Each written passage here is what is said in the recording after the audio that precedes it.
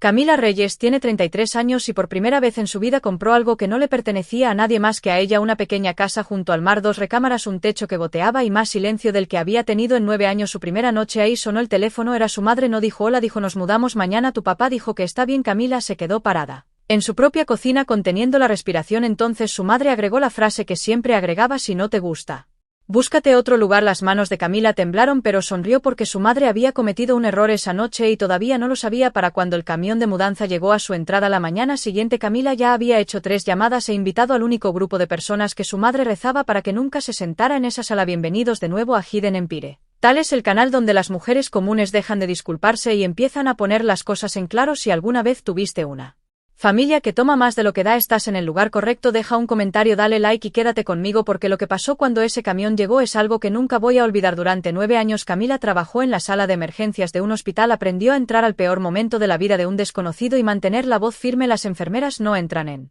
pánico, clasifican, encuentran lo que sangra más rápido y lo detienen primero. Era buena en eso, tan buena que dejó de notar que había empezado a desaparecer. Su último turno, un hombre entró en paro 2 veces antes del amanecer y lo trajeron de vuelta las 2 veces. Cuando su reemplazo llegó a las 7 de la mañana se dio cuenta de que no recordaba haber manejado hasta el trabajo. Había pasado una década manteniendo vivos a desconocidos y se había olvidado de mantenerse viva a sí misma, así que renunció sin discurso dramático, llenó el formulario, devolvió su gafete y manejó a casa. En la luz gris de la mañana la gente le preguntaba si tenía miedo. No lo tenía, tenía un plan y un número en su cuenta de ahorros que había construido turno tras turno. Vendió su departamento en la ciudad, el del gimnasio que nunca usaba y la vista a un estacionamiento. Tomó ese dinero y sus ahorros y compró una casa junto al mar a 300 kilómetros de todos los que la conocían. Era pequeña, vieja y suya. La escritura tenía un solo nombre, su nombre. Quiero que recuerdes eso porque en un día su madre iba a olvidarlo a propósito y lo iba a hacer frente a una audiencia, pero esa primera tarde Camila no sabía nada de eso, solo sabía que el aire olía a sal y que por primera vez en años nadie necesitaba que ella arreglara nada. Debes entender qué tipo de hija había sido Camila porque eso explica por qué su madre estaba tan segura de sí misma en su familia. Ella era quien se encargaba de todo. Cuando su hermano David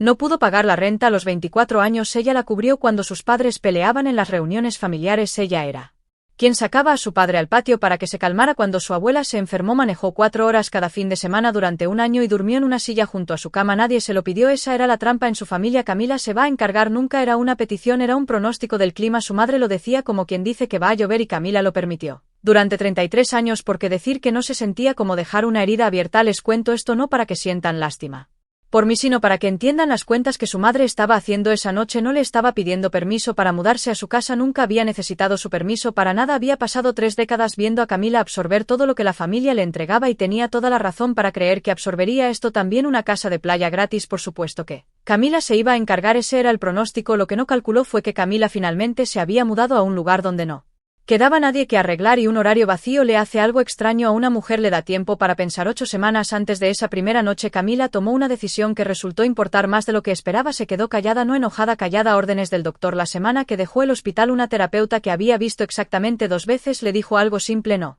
puedes sanar en el mismo cuarto donde te lastimaron. Su familia era ese cuarto, así que silenció los chats grupales, dejó de contestar llamadas entre turnos que ya no existían. Cuando su madre le escribía llámame cuando puedas, dejaba pasar unos días antes de hacerlo y el mundo no se acababa. No estaba castigando a nadie, era una paciente por fin siguiendo su propia receta. Durante 2 meses se permitió descansar, caminatas largas, noches completas de sueño, el trabajo lento de recordar quién era cuando nadie la llamaba. Era la más sana que había estado desde la escuela de enfermería. Pero aquí está lo que pasa cuando te quedas callada. El cuarto sigue hablando después de que te vas. Camila no lo sabía todavía, pensaba que el silencio era una pared que había construido alrededor de sí misma, un límite bueno y limpio. No entendía que del otro lado de esa pared una historia sobre ella se estaba contando a la gente que amaba en cuartos donde ella no estaba y que entre más callada se quedara más se endurecía esa historia hasta volverse un hecho en boca de todos menos en la suya. Su madre tuvo 8 semanas y una audiencia cautiva, usó ambas mientras Camila se reconstruía a sí misma. Su madre le decía a su hermana, a sus amigas de la iglesia y a la mitad de sus primos que su hija finalmente había entrado en razón, que su hija quería cuidar a sus padres, que su hija se había ofrecido. Camila no había ofrecido nada, pero no se puede discutir con una historia que nunca escuchaste y estaba a punto de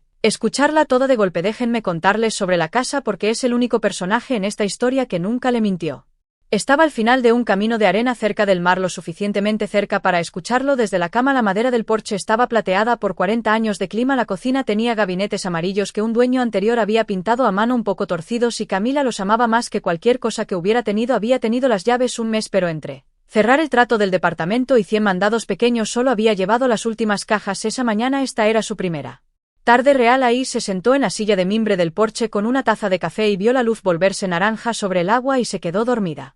Sentada cuando despertó el café estaba frío y el cielo morado y no había soñado con un paciente ni una alarma ni un código, solo durmió. Cuánto tiempo había pasado desde que descansó sin haberlo ganado primero, no lo recordaba. Se quedó ahí en la oscuridad un rato más escuchando el agua y pensó, esto es para lo que trabajé, no algo de que presumir, algo que respirar. Nunca había tenido un espacio que fuera solo suyo de niña. Su cuarto era donde David guardaba su equipo de hockey, su primer departamento. Lo compartió el que compró, lo compró en una época tan ocupada que casi no vivió en él. Esta casa era el primer pedazo de tierra que no le pedía nada, solo la sostenía. Recordó que pensó que debía llamar a alguien y contarle que era feliz. Ahora se alegra de no haberlo hecho porque el teléfono sonó solo unos minutos después y la voz del otro lado no quería escuchar que era feliz, quería la casa. La pantalla decía mamá, contestó como siempre suave y lista para ayudar. Hola mamá, no hubo saludo, nos mudamos mañana, dijo su papá. Dijo que está bien. Camila se rió pensando que había escuchado mal. ¿A dónde se mudan?, preguntó. A la casa de la playa, dijo como si Camila fuera lenta. Bajamos antes del mediodía. David está rentando el camión. Camila apretó el borde de su propia encimera amarilla. Mamá, esta es mi casa, yo la compré, yo vivo aquí ahora. Hubo una pausa y después la voz de su madre se puso plana y brillante al mismo tiempo, el tono que usa cuando ya decidió algo y le molesta que sigas hablando. Camila, somos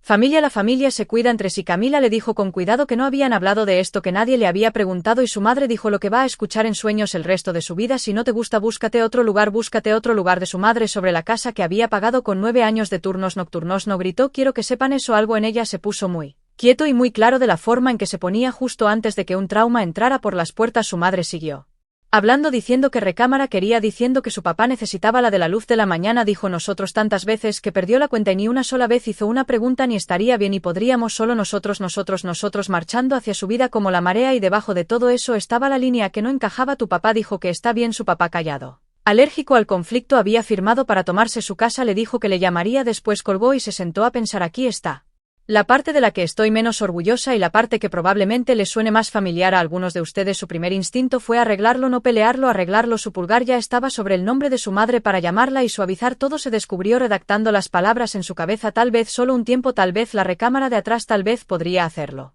funcionar, mantener la paz, ser la hija que se encarga de todo. 33 años de reflejo disparando al mismo tiempo, diciéndole que la forma más rápida de salir de este dolor era darles lo que querían. Se sentó con su café frío y vio su propia mano temblar y se obligó a detenerse. Clasifica primero, pensó, no tratas una herida que ni siquiera has visto. Esa era la regla que había salvado más vidas que cualquier medicamento que hubiera aplicado. Mira antes de actuar, averigua que está sangrando de verdad. Así que puso el teléfono boca abajo y se hizo las preguntas reales de la forma en que se las haría sobre un paciente que no podía leer. ¿Por qué ahora? ¿Por qué tan segura? ¿Por qué tu papá dijo que está bien cuando su padre nunca había tomado una decisión tan audaz en su vida? ¿Por qué un camión de mudanza ya rentado con un día de aviso? Nada de eso sumaba a una idea espontánea, sumaba a un plan, uno que llevaba tiempo moviéndose sin él, y entre más lo pensaba más le molestaba una cosa. David estaba rentando el camión. Su hermano sin trabajo, divorciado, que no había tenido empleo en un año, de repente era él gerente de logística para mudar a sus padres 300 kilómetros. Tomó el teléfono de nuevo, lo llamó. David contestó al cuarto timbre y escuchó una tele de fondo, lo que significaba que estaba en el sótano de sus padres, donde había estado viviendo desde el divorcio. Camila dijo demasiado rápido, mira antes de que empieces. No estoy empezando nada, dijo ella, solo tengo una pregunta. Mamá dice que estás rentando un camión. Una pausa. Sí, para la mudanza. ¿Qué mudanza? David, otra pausa más larga y ella casi pudo escucharlo, decidiendo cuánto admitir. No lo hagas raro, dijo finalmente, todos ya lo saben, lleva semanas siendo el plan, todos ya lo saben. Camila mantuvo la voz tan suave como la mantenía con un paciente asustado. Saben que exactamente que te vas a quedar con mamá y papá, dijo, y había algo defensivo bajo las palabras. En la playa todos están aliviados. Honestamente, ¿ha sido mucho aquí? Le preguntó quién era. Todos los enlistó como una lista de mandado: la tía Marta, 2 primos, los vecinos de la iglesia.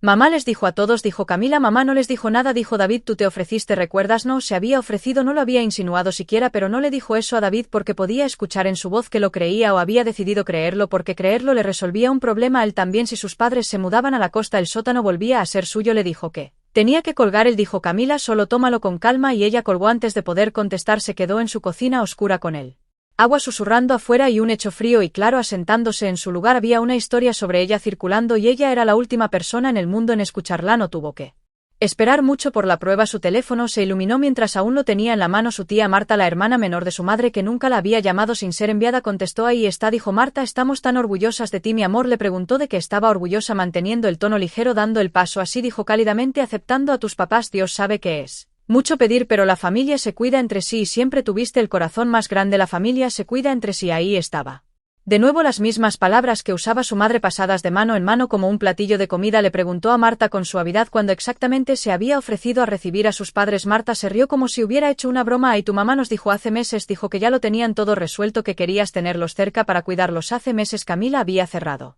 el trato de esta casa hace 4 semanas y se había mudado esa misma tarde. Los papeles del cierre todavía estaban en una carpeta sobre su encimera. Le hizo una pregunta más a Marta de la forma en que le pediría a un paciente que aclarara un síntoma sin alarmarlo. Dijo mamá que yo me ofrecí o que ella me pidió. Hubo un pequeño silencio en la línea. La primera grieta. Bueno, dijo Marta lentamente, dijo que te ofreciste, eso fue lo que dijo. Le dijo que agradecía la llamada, le dijo que la quería. Ambas cosas eran verdad. Después se quedó muy quieta y entendió con qué estaba lidiando. Esto no era un malentendido. Un malentendido es cuando dos personas recuerdan una conversación de forma diferente. Esto era una campaña. Su madre había tomado algo que nunca pasó y lo había llevado puerta por puerta hasta que se volvió un hecho en boca de todos menos en la de ella, y tenía un día para desarmarlo. Lo extraño es que no se sorprendió. Entre más se sentaba con eso, más reconocía la forma su madre había corrido esta misma jugada toda su vida, solo nunca con tanto en juego. Nunca preguntaba, anunciaba y dejaba que la multitud empujara por ella. Cuando quiso que la fiesta de graduación fuera en su casa en lugar de un restaurante, no le preguntó, le dijo a los parientes que la fiesta era en su casa, mandó las invitaciones, y cuando Camila se enteró, decir que no habría significado decepcionar a 40 personas que ya habían comprado regalos, había construido cuartos llenos de expectativa y después la había parado en la puerta de cada uno retándola a salir y verse como la villana. Funcionaba siempre porque a ella le importaba más no herir a la gente que no ser usada. Esa era toda su vida en una frase y nunca lo había visto tan claro hasta que se sentó sola en una casa a 300 kilómetros por fin fuera de la Maltetudía, y fue cuando empezó a formarse el plan, aunque todavía no tenía todas las piezas y la única arma real de su madre era la multitud, la vergüenza de decir que no frente a todos. Entonces la multitud también era el único lugar donde podía perder. Había construido su historia frente a una audiencia. Camila la desarmaría frente a la misma audiencia, pero primero necesitaba saber qué tan lejos había llegado, así que llamó a su padre. Su padre contestó al segundo timbre y dijo su nombre como un hombre que había temido esa llamada todo el día. Camila, solo eso papá, dijo. Mamá dice que le dijiste que está bien que se muden a mi casa. Lo escuchó respirar. Su padre no es un hombre cruel, es un hombre cansado, un hombre que pasó 40 años dejando que su madre tomara las decisiones ruidosas para no tener que hacerlo. Tu madre tiene un plan, dijo en voz baja papá. Esa no es una respuesta, estamos en un aprieto mi amor, dijo, y su voz se quebró en la palabra aprieto. Las cosas no salieron como pensé. Le preguntó qué cosas y lentamente, de la forma cuidadosa y avergonzada en que los hombres de su generación hablan de dinero, fue saliendo en pedazos el negocio en el que había puesto su retiro. No funcionó, había un socio y un préstamo y después ya no había negocio. ¿Qué tan mal papá?, preguntó él. No contestó directamente. Lo que dijo fue peor. Tu madre maneja las cosas de la casa, dijo. Yo no pregunto, solo firmo donde ella señala. Ahí estaba toda la verdad de su padre en una línea. No dijo que está bien porque había pensado en su casa, dijo que está bien porque dejó de mirar donde firmaba hace años. Sintió el enojo subir y lo dejó pasar por ella como dejaba pasar todo en un turno difícil. No se fue solo, se manejó. Papá, le dijo mamá que yo ofrecí la casa. Larga pausa. Dijo que ustedes dos lo habían resuelto. No lo hicimos, dijo Camila. Él se quedó callado, después casi demasiado suave para escucharse, dijo a sola como si una pequeña luz se hubiera encendido en un cuarto que había mantenido oscuro a propósito. Colgaron y fue a buscar la carpeta. Antes de contarles qué había en esa carpeta, tengo que ser honesta sobre el momento que vino primero, porque es un momento que muchos de ustedes van a reconocer en su propio cuerpo. Después de colgar con su padre la arregladora, en ella regresó rugiendo. Están en la quiebra, pensó. Papá está avergonzado, no tienen a dónde ir. Tienes toda una segunda recámara. ¿Qué clase de hija deja que sus padres mayores se retuerzan por orgullo? Se sentó ahí y genuinamente se convenció casi por completo hacia él. Si abrió un mensaje a su madre, escribió: está bien, pero necesitamos hablar de las reglas. Su pulgar quedó suspendido sobre enviar y quiero que entiendan que ese mensaje no era bondad. Ha pasado suficientes años cerca de la bondad real para saber la diferencia. Ese mensaje era la vieja herida tratando de cerrarse rápido, la forma que deja cicatriz mal y duele cada invierno el resto de tu vida. Decir que si no habría salvado a sus padres habría premiado una mentira, le habría enseñado a su madre que la campaña funcionó y le habría dado a David una casa de playa que rondar, habría significado que lo primero que había comprado sola se volvió en 24 horas una cosa más que la familia usaba. El agua susurraba afuera. Se obligó a leer el mensaje que había escrito una vez más, después lo borró palabra por palabra hasta que el cuadro quedó